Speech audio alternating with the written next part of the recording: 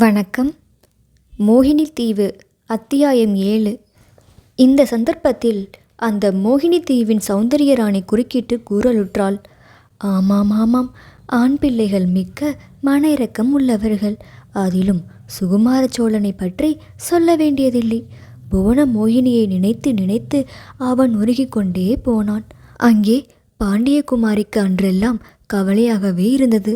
யாரோ ஊர் பேர் நிச்சயமாக தெரியாதவனிடம் முத்திரை மோதிரத்தை கொடுத்து விட்டோமே, அது சரியோ தவறோ, அதனால் என்ன விளையுமோ என்ற கவலை அவள் மனதை அரித்தது. இதை காட்டிலும் அதிக கவலை அளித்த ஒரு விஷயமும் இருந்தது. ஒற்றர் தலைவன் தினகரன் தேவேந்திர சிற்பியின் சிற்ப கூடத்தை சுற்றி கொண்டிருந்தான் என்பது புவன மோகினிக்கு தெரிந்திருந்தது. அதை குறித்து தந்தையிடம் சொல்ல வேண்டும் என்ற எண்ணம் அவளுக்கு சில சமயம் தோன்றியிருப்பினும் குற்றமுள்ள நெஞ்சு காரணமாக அதற்கு தைரியம் உண்டாகவில்லை. போது அந்த தினகரனால் மதிவாணனுக்கு ஏதாவது அபாயம் உண்டாகலாம் அல்லவா? இந்த கவலை காரணமாக அரண்மனை சேவகர்களில் தன்னிடம் மிக்க பக்தி உள்ளவன் ஒருவனை அழைத்து தேவேந்திர சிற்பியின் சிற்ப கூடத்துக்கு போய் பார்த்துவிட்டு வர சொன்னாள். அப்படி போய் பார்த்துவிட்டு திரும்பி வந்தவன் இளஞ்சிற்பியும் ஒற்றர் தலைவனும் சேர்ந்து குதிரை லாயத்துக்கு போய் 2 குதிரைகளில் ஏறிக்கொண்டு திருப்பரங்குன்றத்தை நோக்கி போனார்கள் என்று தெரிவித்தான். இதனால் புவன மோகினியின் மனக்கலக்கம் மேலும் அதிகமாயிற்று. அரண்மனையில் இருப்பு கொள்ளவில்லை. தான் செய்துவிட்ட தவறினால் ஏதோ ஒரு விபத்து ஏற்பட போகிறது என்று அவளுடைய உள் மனத்தில் வேதனை நிறைந்த ஒரு மௌன குரல் அடிக்கடி இடித்து கூறிக்கொண்டிருந்தது.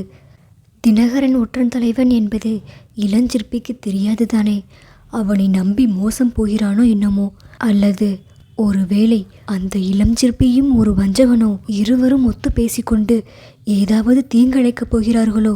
உத்தம சோழர் மீது ஏதேனும் புதிய பழியை சுமத்தி அவருடைய உயிருக்கு உலை வைத்து விடுவார்களோ? இப்படி பலவாறு எண்ணி வேதனைப்பட்டாள். கடைசியில் அவளால் பொறுக்க முடியாமற் போயிற்று. அரண்மனை ரதத்தை அவசரமாக எடுத்து வர செய்து இரவு 2ஆம் ஜாமத்தில் திருப்பரங்குன்றத்து சிறைக்கூடத்தை நோக்கி சென்றாள். முன்னும் பின்னும் அரண்மனை காவலர்கள் பாண்டியகுமாரியை தொடர்ந்து வந்தார்கள். சிறைக்கூடத்து வாசலுக்கு பாண்டியகுமாரி வந்து சேர்ந்ததும் சிறை காவலர்கள் வியப்புடன் வந்து வணங்கி நின்றார்கள். யாராவது இங்கே வந்தார்களா?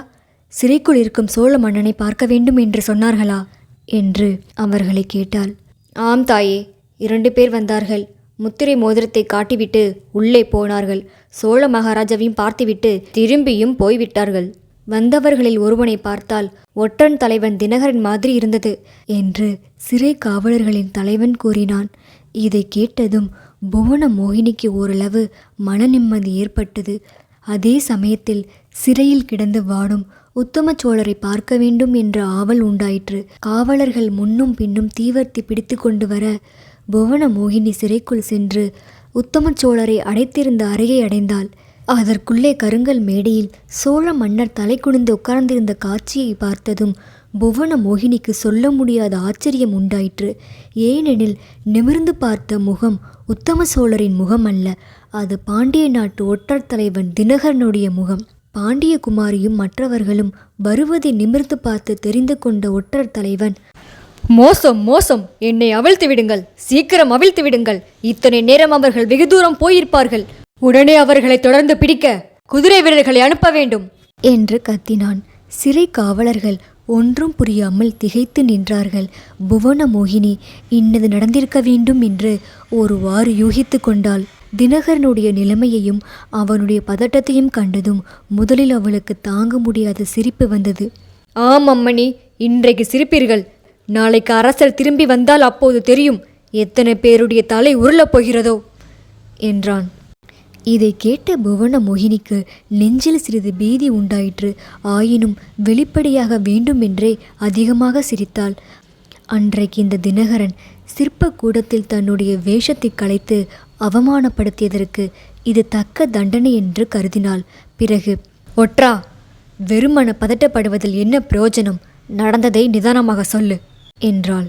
நிதானமாக சொல்கிறீர்களே, அவர்கள் இத்தனை நேரமும் மதுரை தாண்டி போயிருப்பார்களோ?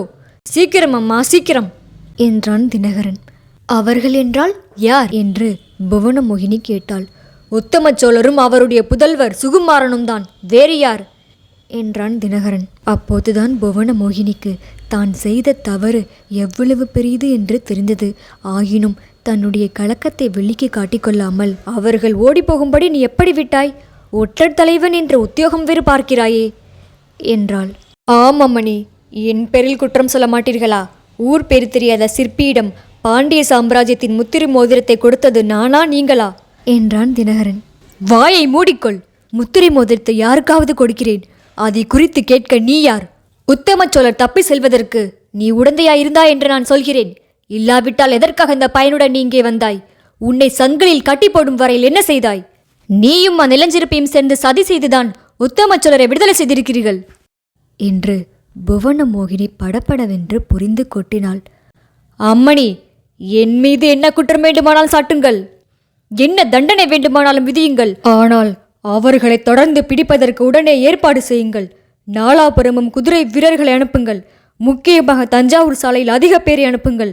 நான் வேண்டுமானால் இந்த சிறையிலே அடைப்பட்டு கிடக்கிறேன், மகாராஜா திரும்பி வரும் வரையில் என்றான் தினகரன். ஓஹோ, சிறையில் அடைப்பட்டு கிடந்தேன், அதனால் ஓடியவர்களை பிடிக்க முடியவில்லை என்று சாக்கு சொல்ல பார்க்கிறாயே?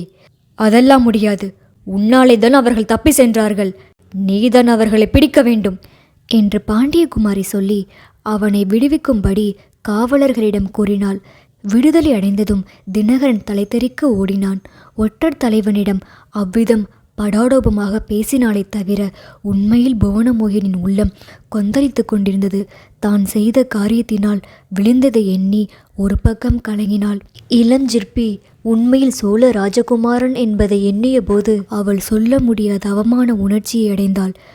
அவன் தன்னை ஏமாற்றியதை நினைத்து அளவில்லாத கோபம் கொண்டாள். இரவுக்கிரவே முதன் மந்திரியை வரவழைத்து நடந்ததை அவரிடம் சொல்லி நாலா பக்கமும் குதிரை வீரர்களை அனுப்ப செய்தாள். இத்தனைக்கும் நடுவில் அந்த பெண்ணின் பேதை உள்ளம் சுகுமாரனும் அவன் தந்தையும் தப்பி சென்றது குறித்து உவகையடைந்தது. குதிரை வீரர்களுக்கு கட்டளை தந்து அனுப்பும் போதே அவளுடைய இதய அந்தரங்கத்தில் அவர்கள் அகப்படாமல் தப்பித்து கொண்டு போய்விட வேண்டும் என்ற விருப்பம் எழுந்தது. வீரர்கள் நாலா பக்கமும் சென்ற பிறகு, தாயே மீனாட்சி, அவர்கள் அகப்படாமல் தப்பித்து செல்ல வேண்டும் என்று அவள் உள்ளம் தீவிரமாக பிரார்த்தனை செய்தது. இந்த சமயத்தில் அந்த பெண்மணியின் நாயகன் குறுக்கிட்டு, புவன மோகினியின் பிரார்த்தனை நிறைவேறியது. சோழர்கள் இருவரும் அகப்படவே இல்லை. முத்திரை மோதிரத்தின் உதவியால் பாண்டிய நாட்டின் எல்லையை கடந்து பத்திரமாக கொல்லிமலை சாரலுக்கு போய் சேர்ந்தார்கள் என்றான். பெண்மணி தொடர்ந்து கூறினாள். அவர்கள் தப்பி போய்விட்டார்கள் என்று தெரிந்ததும் தினகரன் புவனமோகினி மேல் தனக்கு வந்த கோபத்தை தேவேந்திர சிற்பியின் பேரில் காட்டினான்.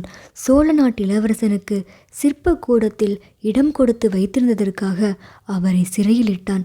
உத்தம சோழர் இருந்த அதே அறையில் தேவேந்திர சிற்பியை அடைத்து வைத்தான். உத்தம சோழர் தப்பி சென்ற செய்தியை முதன் மந்திரி உடனே ஓலையில் எழுதி அவசர தூதர்கள் மூலம் குடகு நாட்டில் போர் நடத்தி கொண்டிருந்த பராக்கிரம பாண்டியருக்கு அனுப்பி வைத்தார். பாண்டிய மன்னர் ஏற்கனவே போரில் காயம்பட்டிருந்தார். இந்த செய்தி அவரை மனமிடிந்து போகும்படி செய்துவிட்டது.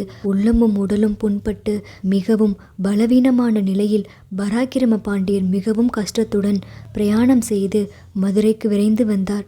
உத்தம சோழர் தப்பி சென்ற விவரங்களை அறிந்ததும் அவரும் மகள் பேரில் வந்த கோபத்தை தேவேந்திர சிற்பியின் பேரில் காட்டினார். நார்ச்சந்தியில் அவரை நிறுத்தி சவுக்கினால் அடிக்கும்படி கட்டளையிட்டார். புவன மோகினி அவர் காலில் விழுந்து வேண்டிக் கொண்டும் பயனில்லை. தேவேந்திர சிற்பிக்கு பதிலாக தன்னை தண்டிக்கும்படி கேட்டுக்கொண்டது அவருடைய கோபத்தை அதிகமாக்கியது. எரிகிற தீயில் எண்ணெய் விட்டது போன்ற ஒரு செய்தி அப்போது வந்தது. அது உத்தம சோழரும் சுகுமாரனும் பெரிய படை திரட்டி கொண்டு பாண்டிய நாட்டின் மீது படையெடுத்து வருகிறார்கள் என்பதுதான் அது. இதை கேட்ட பாண்டியர் தன் தேக நிலையை பொருட்படுத்தாமல் போர்க்களம் செய்ய ஆயத்தமானார். புவன மோகினிக்கு அப்போது தான் செய்த குற்றத்திற்கு பரிகாரம் செய்ய ஒரு வழி தோன்றியது. அப்பா, நீங்கள் படுத்திருந்து உடம்பை குணப்படுத்தி கொள்ளுங்கள். எனக்கு அனுமதி தாருங்கள். நான் சைனியத்துக்கு தலைமை வகித்து சென்று சோழர்களை முறியடித்து அவர்களுடைய கர்வத்தை ஒடுக்குகிறேன். அந்த சோழ ராஜகுமாரனை எப்படியாவது சிறைப்பிடித்து வருகிறேன் என்றாள். பராக்கிரம பாண்டியர் மிகவும் மகிழ்ச்சி அடைந்தார். நீ என்னுடைய உண்மையான வீர புதல்விதான், சந்தேகமில்லை, அப்படியே செய் என்று அனுமதி கொடுத்து தேவேந்திர சிற்பியை விடுதலை செய்தார். புவனமோகினி பாண்டிய சைனியத்துக்கு தலைமை வகித்து போர் முனைக்கு புறப்பட்டு சென்றாள். நன்றி. விரைவில் அடுத்த அத்தியாயம்.